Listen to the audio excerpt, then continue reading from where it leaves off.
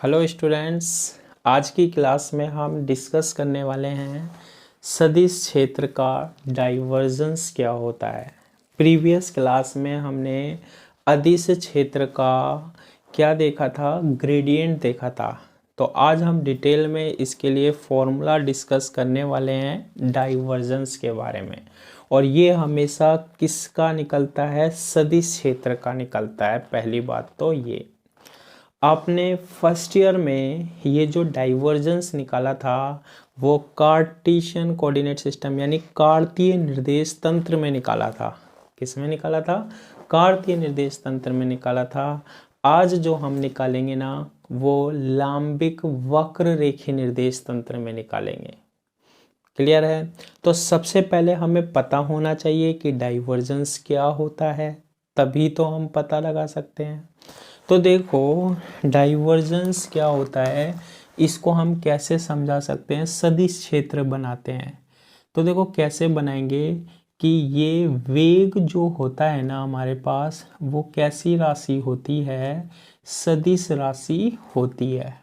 देखो डाइवर्जेंस का मतलब जो है आपको फर्स्ट ईयर में हो सकता है क्लियर ना हो, अब क्लियर होगा, देखना डेफिनेटली क्लियर होने वाला है। ये जो तीर के निशान दिखाई दे रहे हैं ना, ये कोई द्रव बह रहा है हमारे पास। कितने वेग से? v वेग से। ठीक है, ऐसे बह रहा है। वेग कैसी राशि होती है? सदिश राशि होती है। ठीक है, वेक्टर क्वांटिटी होती है। धीरे धीरे पढ़ेंगे हम, क्योंकि समझ में आना चाहिए। एक बार समझ में आ गया ना तो याद होने में कोई बड़ी बात तो होती ही नहीं है। फिर तो रट लो आप ना उसे, एग्जाम में ऐसा का ऐसा जाके करके आना है फिर तो। देखो डाइवर्जेंस जो होता है ना वो एक पॉइंट पर निकाला जाता है। ये मैंने एक क्या ले लिया, पॉइंट ले लिया, ये पॉइंट ले लिया। ओहो, हमारा पॉइंट भी देखो कैसा है, ये पॉइंट है। इतना बड़ा पॉइंट इसलिए बनाया है ताकि आपको दिख सके, है ना। ये जो डाइवर्जन होता है ना, इस पॉइंट पर देखो कि यहाँ से द्रव इसमें एंटर कर रहा है जो विवेक से आ रहा है, और यहाँ से द्रव जो है वो कहाँ निकल रहा है, बाहर निकल रहा है। निकल रहा है या नहीं निकल रहा? निकल रहा है। ठीक है, तो ये जो द्रव है ना, इस बिंदु से जो बाहर निकलता है ना, ठीक है, जो बाहर निकलता है ना उसे हम बोलते हैं उसका डाइवर्जेंस। ठीक है, प्रवेश भी कर रहा है और निकल भी रहा है। ठीक है, तो इसमें से कितना निकल रहा है वो इसका क्या कहलाता है, डाइवर्जेंस कहलाता है।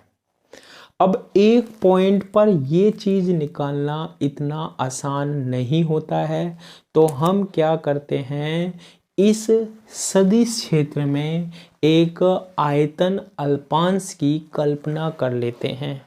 किसकी कल्पना कर लेते हैं? आयतन अल्पांश की। और ये आयतन अल्पांश जो है वो कुछ इस तरीके का मैं ले लेता हूँ। ये देखो, ये और ये। ठीक है, ले लिया मैंने, ये बिल्कुल ले लिया सर। अब देखो, ये एक डब्बा हो गया बंद। ठीक है, क्या हो गया? डब्बा। ये बहुत ही अल्पांश है, इसका आयतन मैंने क्या मान लिया, dv मान लिया। कितना मान लिया मैंने इसका आयतन? dv मान लिया। अब यहाँ से क्या निकल रहा है, द्रव निकल रहा है। मान लो ये जो सदिश क्षेत्र है ना वो क्या है, a वेक्टर है। ठीक है, अब x अक्ष की डायरेक्शन की बात कर रहे हैं तो ये पृष्ठ बन रहे हैं या नहीं बन रहे? ये बन रहा है और ये बन रहा है। बन रहा है या नहीं बन रहा? बिल्कुल बन रहा है। अब यहाँ से द्रव जो निकलेगा यहाँ से तो एंटर करेगा और यहाँ से निकलेगा। ये तो केवल x अक्ष की बात हो गई। किसकी बात हो गई? x अक्ष की बात हो गई। ठीक है, हमारे पास फ्लक्स की डेफिनेशन पढ़ी है आपने 12th क्लास में। क्या होता है फ्लक्स? फ्लक्स जो होता है ना वो होता है d phi is equal to A dot क्या ds। मान लो ये हमारे पास एक क्षेत्रफल है क्या ds, और इससे हमारे पास क्या निकल रही हैं, विद्युत बल रेखा। तो इस क्षेत्रफल से जितनी विद्युत बल रेखा निकलती है वो किसको व्यक्त करती है, फ्लक्स को व्यक्त करती है। और वो किसके इक्वल होता था, D phi is equal to A dot ds। तो ये जो हमने माना है ना, ये आयतन अल्पांश, इससे कितना हमारे पास सदिश क्षेत्र निकल रहा है, विद्युत बल रेखा निकल रही है, वो देखते हैं। वो इसका क्या कहलाता है, फ्लक्स। ये तो x डायरेक्शन में है, ऐसे ही y डायरेक्शन में भी, ऐसे ही z डायरेक्शन में भी निकलेगा तीनों।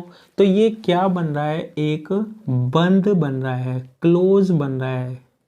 क्या बन रहा है हमारे पास, ये एक क्लोज बंद पृष्ठ बन रहा है हमारे पास।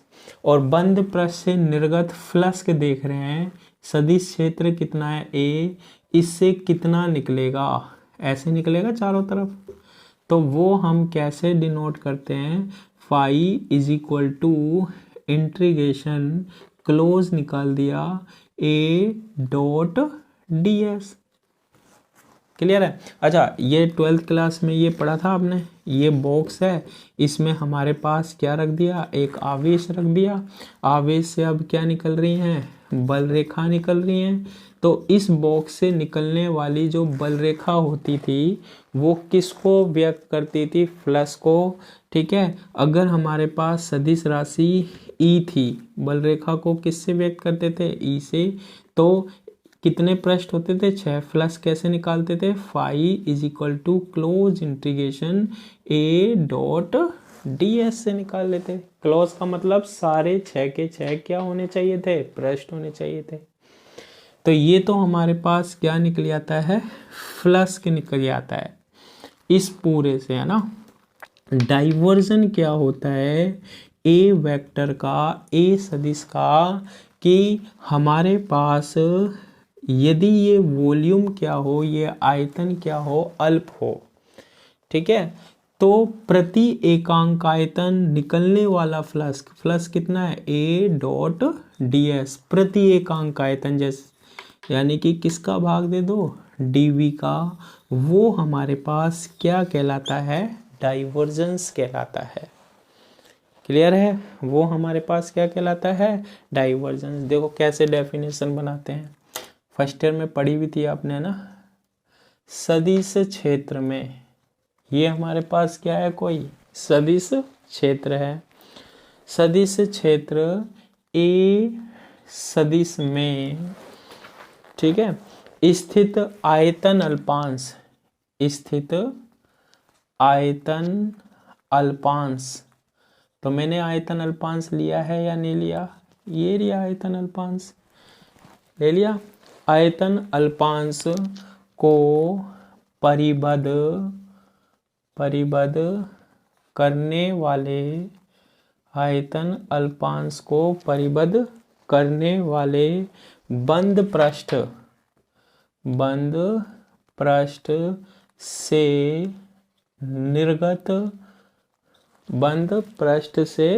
निर्गत प्रति एकांक आयतन, यानी किसका भाग देना हमें, आयतन का, प्रति एकांक आयतन। जैसे 1 मीटर क्यूब की बात कर रहे हैं, प्रति एकांक आयतन सदिश फ्लक्स, यानी कि जो हमारे पास निकलता है, ठीक है, प्रति एकांक आयतन सदिश फ्लक्स क्या कहलाता है, सदिश क्षेत्र का डाइवर्जेंस कहलाता है। सदिश क्षेत्र का डाइवर्जेंस कहलाता है। क्लियर है। तो जैसे ये मैंने अभी बताया था, ये है हमारे पास ये आवेश, इससे बल रेखा निकल रही है। तो ये पूरे बंद से जितनी बल रेखा निकलेगी वो किसको व्यक्त करती है, हमारे पास फ्लक्स को व्यक्त करती है। फ्लक्स का फॉर्मूला क्या होता है, phi is equal to A dot ds। ds क्या होता है, एक पृष्ठ का क्षेत्रफल। क्लोज क्यों लगा दिया, क्योंकि 6 पृष्ठ होंगे इसमें, ठीक है। अब देखो, माना सदिश माना सदिश क्षेत्र में आयतन, माना सदिश क्षेत्र में आयतन अल्पांश कितना लिया है हमने, dv लिया है, dv है, तो इससे निर्गत फ्लक्स क्या होगा, phi is equal to close integration a dot ds होगा। तो डाइवर्जन कैसे निकालते हैं हम, डाइवर्जन जो निकालेंगे ना किसका, वेक्टर a का, ये देखना कि ये जो आयतन होता है वो अल्पांश बहुत कम होता है, तो फ्लक्स जो होता है ना, ये फ्लक्स ये निकल रहा होगा इसमें से द्रव जो है, और इसमें किसका डिवाइड करना है हमें, आयतन का। तो ये क्या होता है हमारे पास, डाइवर्जन होता है। क्लियर है, ये हमारे पास डाइवर्जन होता है। इसको हम कौन से निर्देश तंत्र में निकालते हैं, वक्र रेखीय निर्देश तंत्र में निकालते हैं, यानी कि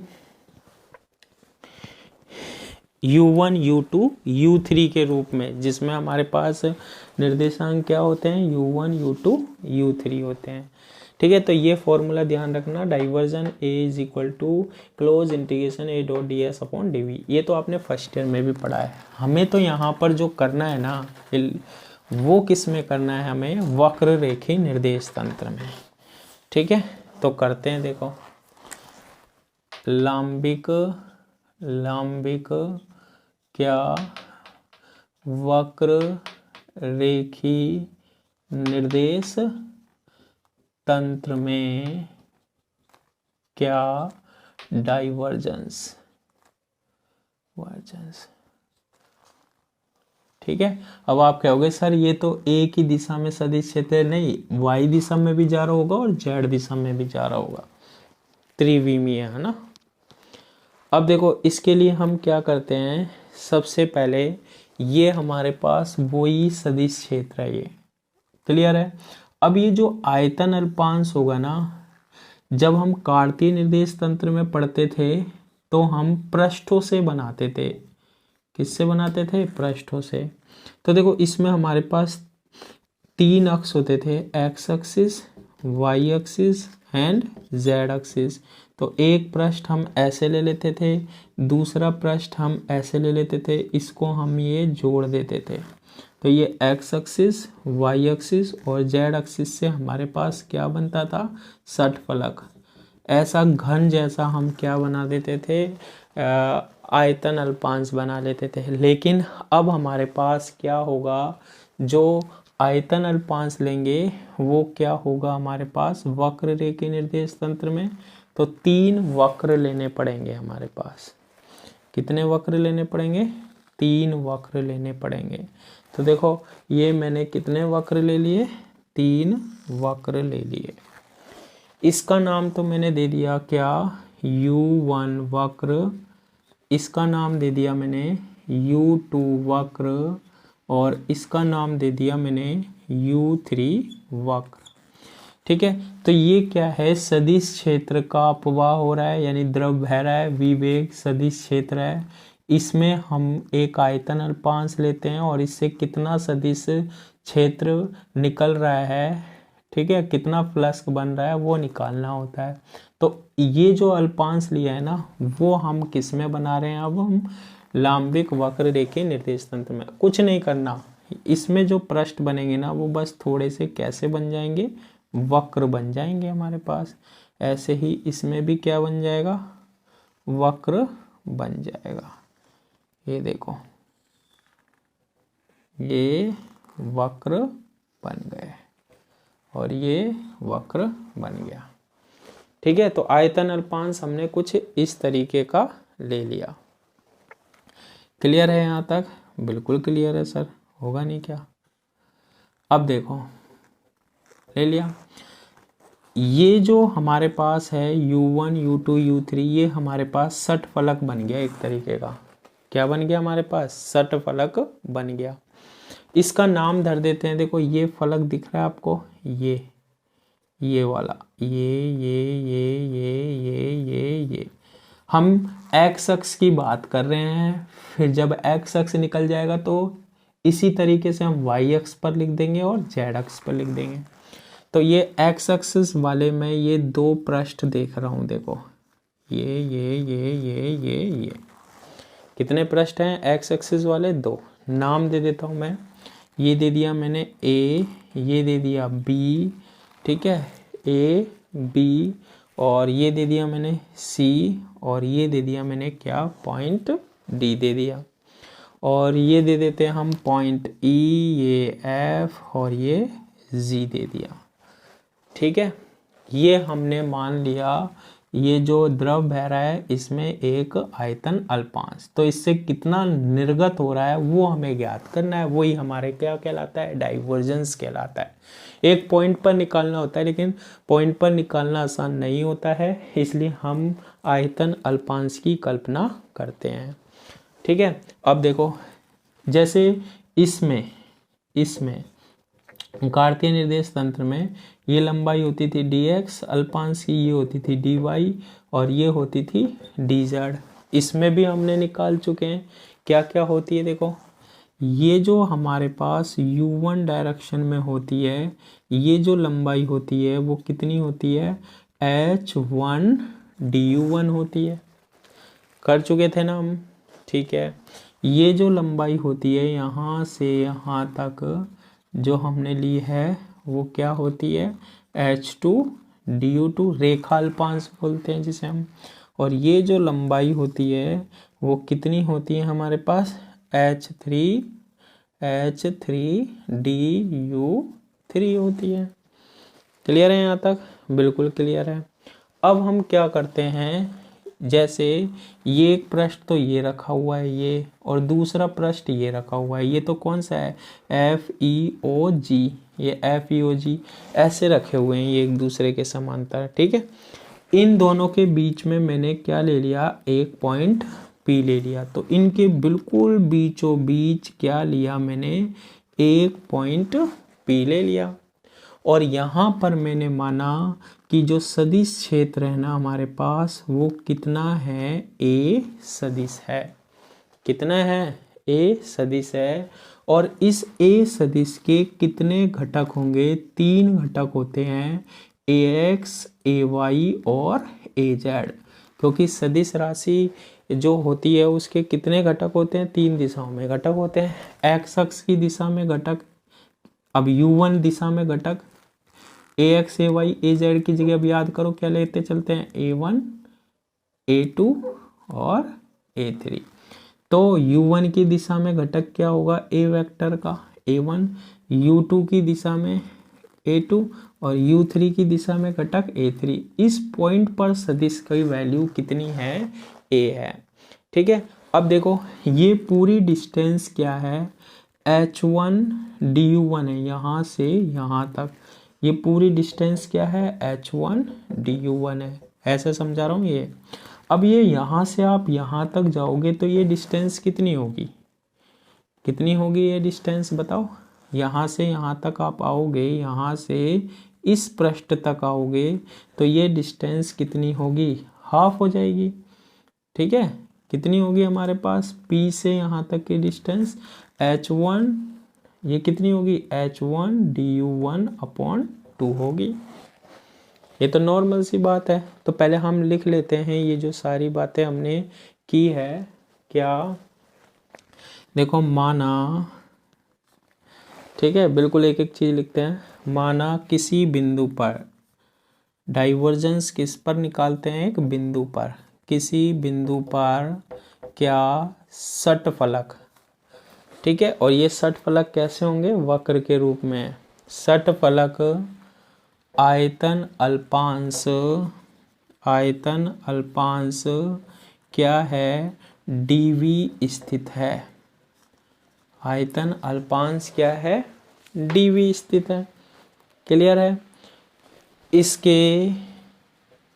इसके केंद्रीय बिंदु, केंद्रीय बिंदु P के निर्देशांक, केंद्रीय बिंदु P के निर्देशांक u1, u2, एंड U3 है। मतलब ये जो बिंदु P है ना, x अक्ष पर U1 वक्र पर U1 दूरी पर है, U2 वक्र पर U2 दूरी पर है और U3 वक्र पर U3 दूरी पर है। ठीक है, इसके कोऑर्डिनेट्स क्या होंगे? U1 U2 U3। निर्देशांक क्या होंगे? U1 U2 U3।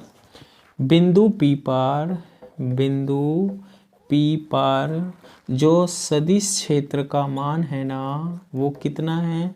सदिश क्षेत्र का मान कितना है? A सदिश है, A वेक्टर है। यहाँ पर क्या है? A वेक्टर है। ठीक है, कितने घटक होंगे? जिसके घटक क्या हैं? AX AY एंड AZ हैं तथा अक्षों के अनुदिश एकांक सदिश, अक्षों के अनुदिश क्या? एकांक सदिश यानी यूनिट वेक्टर्स क्या होंगे? U1 की डायरेक्शन में E1 कैप, U2 की डायरेक्शन को कौन शो करता है? E2 कैप, और U3 की डायरेक्शन को कौन शो करता है? E3 कैप है। ठीक है, तो ये बात आपको याद रखनी पड़ेगी। अब आगे देखो, अब ये जो द्रव का प्रवाह हो रहा है ना, ये जो द्रव बह रहा था हमारे पास, वो कैसे बह रहा था? देखो, अब इस चित्र को ये आप मत बनाना, ये ऐसे बह रहा है। ठीक है, अभी केवल कौन सी डायरेक्शन है हमारे पास? एक्स अक्ष की डायरेक्शन है ना। तो अभी हमें कहाँ पर डाइवर्जन निकालना है? इस पॉइंट P पर निकालना है। किस पर निकालना है? हमें पॉइंट P पर निकालना है। अच्छा, उससे पहले हम इसका आयतन निकाल लें। इसका जो आयतन होगा ना dV, वो बताओ क्या होने वाला है हमारे पास? जब हमारे पास कार्तीय निर्देश तंत्र होता था तो इसका आयतन कैसे निकालते थे? dx dy एंड dz से निकालते थे।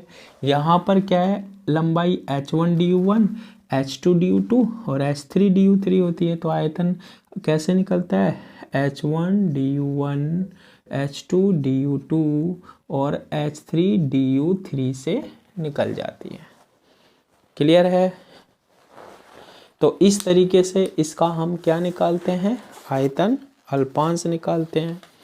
अब देखो, सबसे पहले हम बात करते हैं किसकी डायरेक्शन में? एक्स अक्ष की डायरेक्शन में। फ्लक्स जो होता है उसका फॉर्मूला होता है हमारे पास D phi is equal to A dot D S. First year में बहुत डिस्कस किया था, तो अब ज़्यादा नहीं करेंगे हम, है ना। हमें तो यहाँ पर डाइवर्जन निकालना है बस। किसमें? वक्र रेखीय निर्देश तंत्र में। तो देखो, एक्स अक्ष की डायरेक्शन में अगर द्रव ऐसे फ्लो हो रहा है, ठीक है, तो कितने पृष्ठ बन रहे हैं? E F G O, ठीक है, A B C D, 2 पृष्ठ बन रहे हैं। डाइवर्जन फाइंड आउट कहाँ करना है? P पर फाइंड आउट करना है। ठीक है, अब एक्स अक्ष की डायरेक्शन की बात कर रहे हैं। देखो, बिंदु अब यहाँ से द्रव निकल रहा है ना, फ्लो निकल रहा है, द्रव का प्रवाह यहाँ से निकल रहा है। नहीं, फ्लक्स क्या होता है? कितना निकल रहा है, वही तो निकालना हमें। ठीक है, पृष्ठ A B C D बिंदु P से बताओ कितनी डिस्टेंस पर है? यहाँ से ये कितनी डिस्टेंस पर है? ये देखो, यहाँ से ये H1 du1 अपॉन 2 दूरी पर स्थित है। ठीक है, कितनी डिस्टेंस पर है? H1 du1 अपॉन 2 दूरी पर है। तो ये जो सारा का सारा द्रव निकल रहा है ना, इससे निर्गत क्या निकाल सकते हो आप? फ्लक्स निकाल सकते हो। तो हम क्या करते हैं? A B C D से निर्गत फ्लक्स कितना निकल रहा है वो देखते हैं हम। अब देखो, फ्लक्स समझना, फ्लक्स क्या होता है? फ्लक्स होता है पहले तो A वेक्टर और किससे गुना होता है? ds से गुना होता है। ठीक है, A डॉट ds, और इसे सोल्व करें तो हम ऐसे भी लिख सकते हैं, A को किससे गुना कर दो? क्षेत्रफल से। अब यहाँ पर देखो ए वेक्टर के कितने घटक होते हैं, 3, a1 a2 a3। एक्स अक्ष की डायरेक्शन में यहाँ बिंदु P पर कितना होगा बताओ, यहाँ बिंदु P पर हमारे पास घटक कितना होगा, a1 होगा। फिर यहाँ से जब हम यहाँ दूरी तय करते आएंगे ना, यहाँ तय करते आएंगे तो हमारे पास इसमें क्या होगा, चेंज होगा। इसमें क्या होगा, चेंज होगा। तो हम कैसे लिखेंगे बताओ, a1 प्लस यहाँ से पृष्ठ तक आ रहे हैं, ठीक है, एक्स अक्ष की डायरेक्शन में आ रहे हैं, तो क्या होगा यहाँ पर किस में चेंज होगा, a1 में क्या लिखेंगे, डेल a1 अपॉन कौन सी वक्र में, u1 वक्र में, और u1 वक्र क्या होता है, h1 du1, तो यहाँ लिखेंगे h1 into del u1। dx की जगह अब ये चलेगा, ध्यान रखना क्या, h1 du1, वहाँ dx होता था, डेल अपॉन डेल x होता था, यहाँ पर क्या चलेगा, h1 du1 चलेगा, ठीक है। du1 की जगह डेल u1, परिवर्तन, a1 परिवर्तित हो रहा है यहाँ, तो a1 है, यहाँ से हमारे पास जो a होता है ना वो चेंज होता है जब यहाँ से यहाँ तक आते हैं, क्लियर है। अब देखो कितनी डिस्टेंस तक चेंज हुआ है, ये चेंज तो हो रहा है, ये a1 चेंज हो रहा है, कितनी डिस्टेंस तक चेंज हो रहा है, ये हो रहा है हमारे पास h1 du1 अपॉन 2 डिस्टेंस तक। तो हम इसको किससे मल्टीप्लाई कर देते हैं, h1 du1 अपॉन 2 तक, ठीक है। ये तो हमारे पास किसकी वैल्यू होती है, a की वैल्यू होती है, कहाँ, इस ABCD पृष्ठ पर, निकल गई ABCD पृष्ठ पर। अब फ्लक्स जो होता है ना वो इस पूरे क्षेत्रफल से निर्गत होता है, इस पूरे क्षेत्रफल से, है ना। तो इसका आपको क्या निकालना पड़ेगा, क्षेत्रफल निकालना पड़ेगा, ठीक है। तो इसका क्षेत्रफल कैसे निकालोगे, ये u1 वक्र पर जा रहे हो ना, तो फिर ये कहाँ होगा, बाकी क्षेत्रफल किस पर निकलेगा, u2 और u3 पर, ठीक है। अगर कोई आपके पास पृष्ठ ऐसे रखा हुआ है ना, और हम जा कौन से रहे हैं, एक्स अक्ष, तो वो किस में आता है, y और z में। तो इसका जो क्षेत्रफल निकलेगा, ये देखो किस में निकलेगा, ये इधर भी है और ऊपर भी है, यानी कि u2 और u3 में होता है ये पृष्ठ।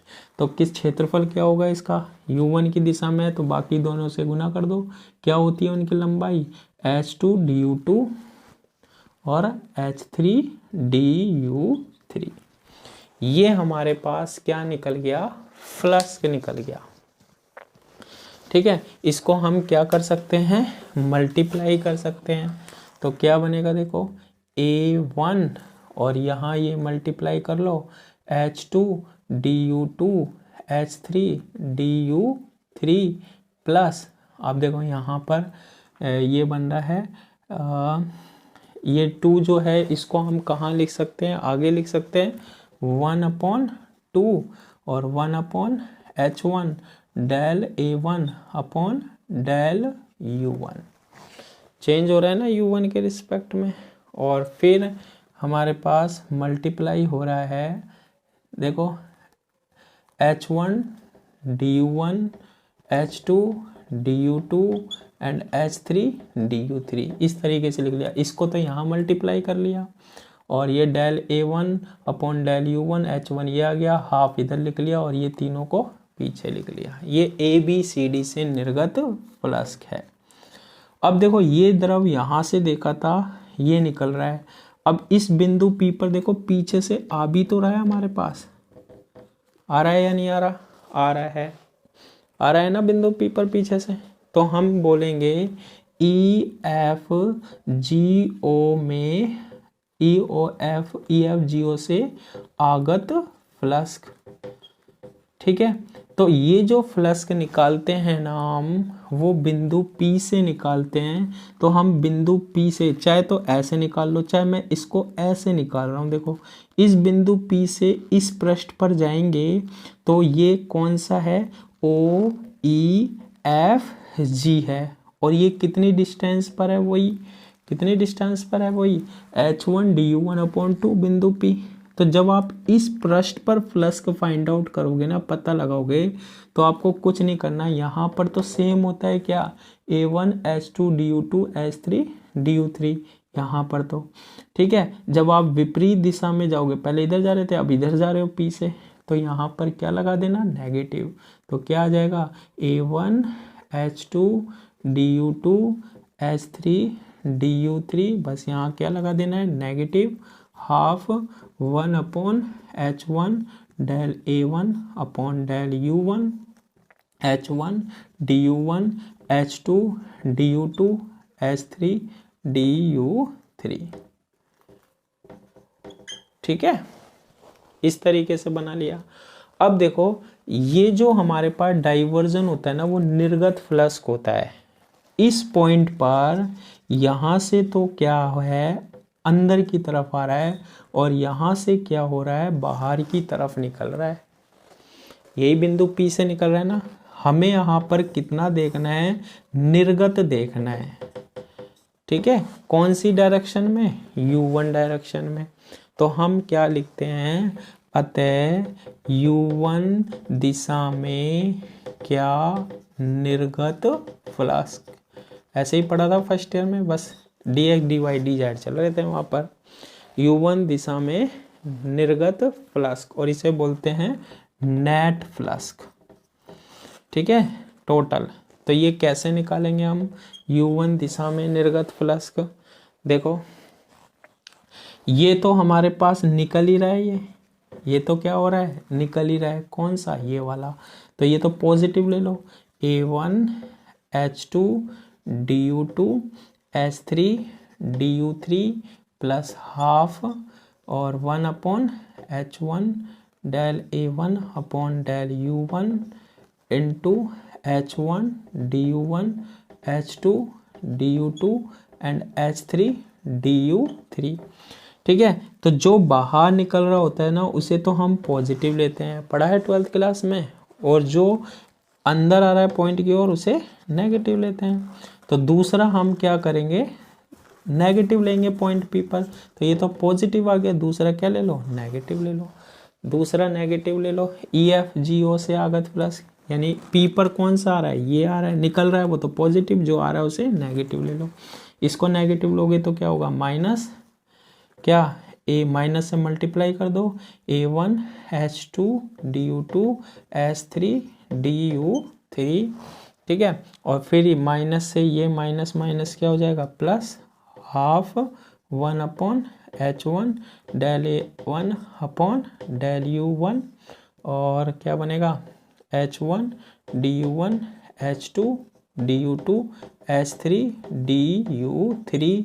तो ये हमारे पास U1 डायरेक्शन में क्या आ जाएगा, फ्लक्स आ जाएगा हमारे पास। ठीक है, निर्गत नेट फ्लक्स आ जाएगा हमारे पास। कौन सी डायरेक्शन में, U1 डायरेक्शन में। ठीक है, तो ये जो था ये लिख दिया हमने, फिर इसको नेगेटिव कर दिया, कौन से वाले को, EFGO से आगत फ्लक्स को। तो ऐसा करने पर ये इससे क्या हो गया, कैंसिल हो गया। तो हमारे पास क्या बनेगा, देखो, ये और ये इक्वल है, यानी ये हाफ और ये हाफ कितना हो गया, 1 हो गया। तो कितना बनेगा, 1/H1 del A1 upon del U1, 1/H1 del A1 upon del U1, H1 du1 H2 du2 H3 du3 हो गया। इसको और सोल्व करते हैं हम, H1 से H1 क्या हो जाएगा, कैंसिल हो जाएगा। H1 से H1 क्या हो जाएगा, कैंसिल हो जाएगा। तो इसको हम लिख सकते हैं, देखो, डेल अपॉन डेल U1, और देखो A1 मैंने यहाँ लिख लिया, A1 लिख लिया, H2 लिख लिया और H3 लिख लिया, और बाकी बाहर लिख लिए du1 du2 एंड du3। ये जो फ्लक्स है वो कौन सी डायरेक्शन में है, U1 डायरेक्शन में है। Del upon del U1 A1 H2 H3 du1 du2 and du3। Clear है। अब इसी प्रकार बार बार निकाल के नहीं देखना है। अभी तो एक्स अक्ष की दिशा कंसिडर करी थी, अगर वाई अक्ष में भी निकल रहा हो, जेड अक्ष में भी निकल रहा हो, तीनों दिशाओं में। अब यहाँ एक्स वाई जेड तो है नहीं, अब यहाँ पर क्या है, u1 दिशा में, u2 दिशा में और u3 दिशा में निकल रहा हो। लांबिक वक्र के निर्देश तंत्र में u1 u2 और u3 होता है।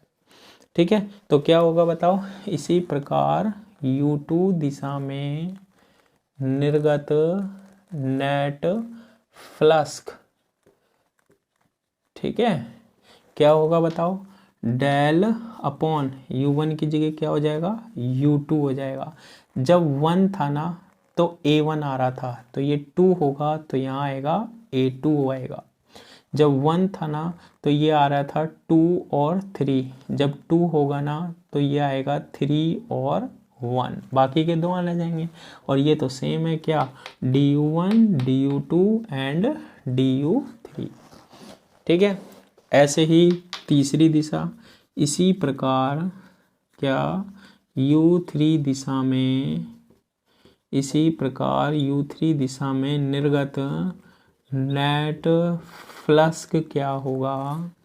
अब 3 है तो डेल अपॉन डेल u3, 2 की जगह अब क्या आ जाएगा 3, 2 था ये भी 2 था, अब 3 है तो ये भी क्या होगा 3, ये H3 H1 था, ये 3 है, तो कौन कौन से होंगे, 1 और 2 वाले होंगे। और क्या du1 du2 एंड du3 आ गया। तो ये तीनों दिशाओं में हमारे पास क्या आ गया, फ्लक्स आ गया। कौन सा फ्लक्स, निर्गत नेट फ्लक्स। यानी कि ये जो हमने अल्पांश माना था ना, ये इस तरीके का, इससे x में भी निकल रहा है, y में भी और z में भी निकल रहा है। ठीक है, अब ये क्लोज होता है बंद, इससे बंद पृष्ठ से जो फ्लक्स निकल रहा है उसको हम कैसे व्यक्त करते हैं, इसलिए बंद पृष्ठ से निर्गत फ्लक्स, बंद पृष्ठ से निर्गत फ्लक्स क्या होगा बताओ, close integration a dot ds। तो तीनों से निकाल लिया ना, तो तीनों को जोड़ दो तो बंद से आ जाएगा।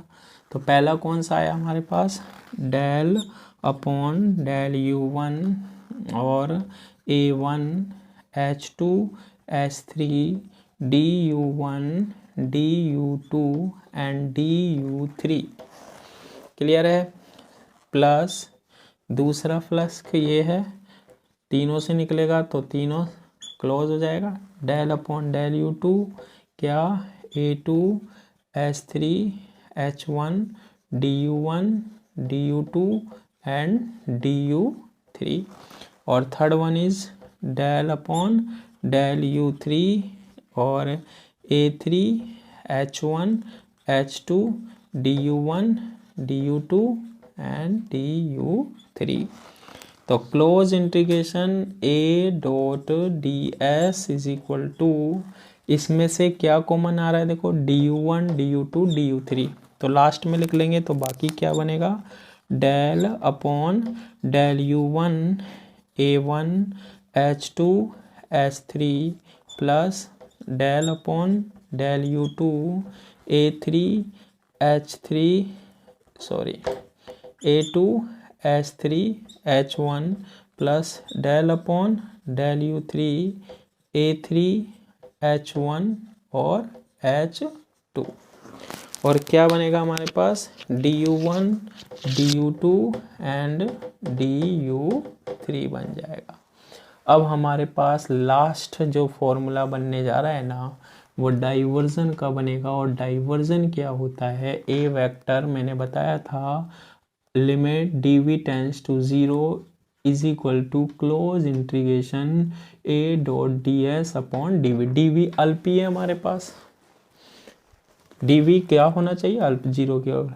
तो ये divergence a vector is equal to close integration a dot ds की वैल्यू ये निकल ही गई हमारे पास। लिख देते हैं हम, क्या निकली है, del upon del u1 a1 h2 h3 a1 h2 and h3 del upon del u2 del upon del U2 और A2H3H1 A2H3 एंड H1 और plus del upon del U3 और क्या है A3H1H2 और ये DU1 DU2 and DU3 upon, इतना आपने first year में भी नहीं समझा होगा ना जितना मैंने आपको बताया है।